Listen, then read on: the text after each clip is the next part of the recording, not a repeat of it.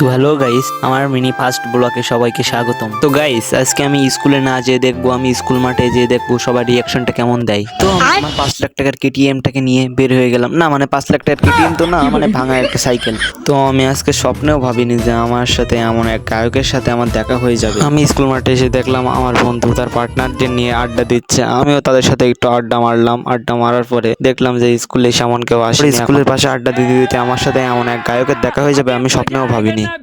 है भरता पल पल यादों में मरता माने ना मेरी मन मेरा थोड़े थोड़े होश मत होशी सी है नींद में हो এই ছোট মানুষটির গানের প্রতিভা অনেক, কিন্তু গানটা আমার কাছে সেমন একটা ভালো লাগলো না।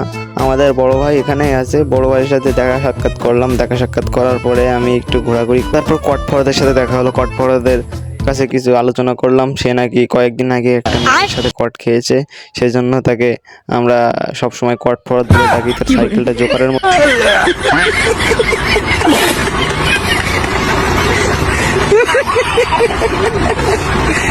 এটাই ছিল আমার মিনি ফার্স্ট ব্লগ।